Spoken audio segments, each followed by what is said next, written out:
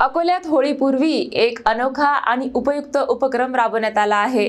समर्थ public स्कूलमध्ये विद्यार्थ्यांना घरातील भाज्या, फुले आणि पानांपासून सुरक्षित नैसर्गिक रंग तयार करण्याचे प्रत्यक्ष प्रशिक्षण देण्यात आले। केमिकल मुक्त होळीचा संदेश यामधून देण्यात आला।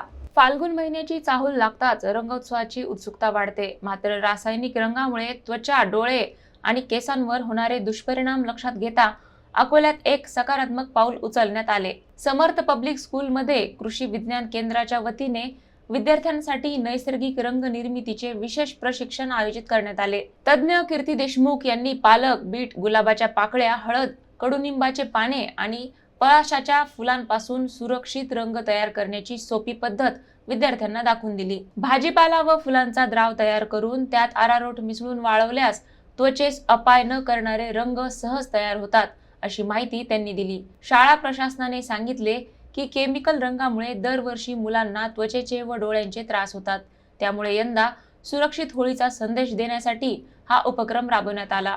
विशेष म्हणजे अशा नैसर्गिक रंग निर्मितीमुळे बचत गटांनाही रोजगाराच्या संधी उपलब्ध होत आहेत। सुरक्षित सण साजरा करण्याचा संदेश या उपक्रमातून देण्यात आला आहे।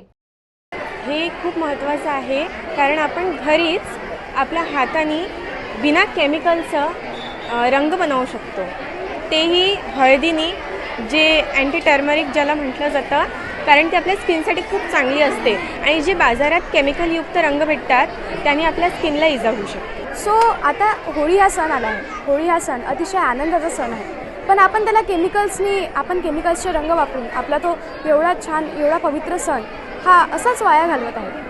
सो आज आपण इथे नैसर्गिक रंग पाहिले, याने आपल्याला मदत मिळेल आपल्या या सणाला आणखीन पारंपरिक आणि आणखीन नैसर्गिक बनवण्यासाठी।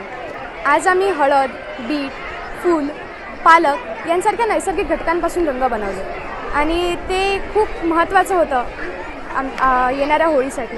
होळीचे नैसर्गिक रंग बनवल्याने प्रदूषण नाही होणार आणि जे आपण पक्के कलर यूज करतो, वॉर्निश झाला आणि कॅप्सूल वगैरे झाले, त्यांनी लोकांचे डोळे वगैरे खराब होतात, केस खराब होतात आणि त्यांची स्किन खराब होते, म्हणून ते कलर नाही वापरायला पाहिजे आणि प्रदूषण पण नाही होत त्यांनी, प्रदूषण खूप होतं त्यांनी। आणि नैसर्गिक रंग जर आपण वापरले तर त्यांनी प्रदूषण नाही होणार, त्यांनी नैसर्गिकरित्या आपण होळी मनवू शकतो। आज पालकांनी, बीटनी, अजून हळदीनी या पदार्थांनी मॅमनी आज आम्हाला कलर बनवणं शिकवलेले आहे।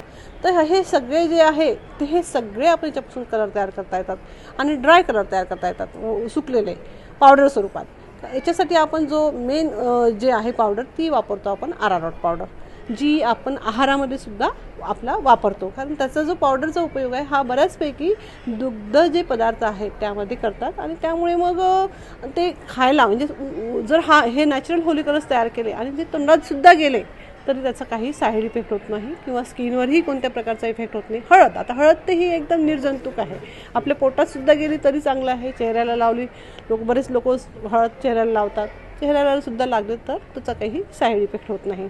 तर हे अशा प्रकारचे गुलाबाचं फुलांचं आहे, गुलाबाच्या फुलांचा आपण कलर तयार करतो, तो पण एक सुगंध देतो त्याला। म्हणजे आपण काही जे आहे जसं गुलाबाची फुलं आहे तर याच्यापासून हळद आहे, हे ओरिजिनल सुगंध त्याच्यात येतो, त्यामुळे हे कलर्स आपण वनस्पतीपासून आपण छान तयार करतो आणि सर्वांना हे यापैकी होळीच्या 15 दिवस आधी हे आपण सगळ्यांना प्रशिक्षण देत असतो।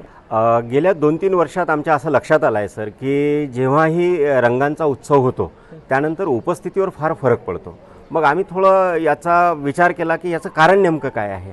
तर जेव्हा आम्ही खोलात गेलो तेव्हा आम्हाला असं समजलं की जो रंगांचा उत्सव झालेला आहे त्याचा असर जो आहे, ज्याला परिणाम म्हणतो आपण, तो परिणाम इतका त्यांच्या त्वचेवर झाला आहे, त्यांच्या केसांवर झाला आहे आणि वेगवेगळ्या प्रकारचे आजार त्यांना झालेले आहेत आणि ते त्याचं ट्रीटमेंट वगैरे घेण्यासाठी डॉक्टरकडे जात आहेत आणि तेच एक कारण आहे की मुलं येत नाही आहेत। मग आम्ही विचार केला की या प्रकृतीमधले जेवढे रंग आहेत त्या रंगांनी जर आपण होळी खेळू शकतो तर या रसायनाचा का पर्याय ठेवायचा।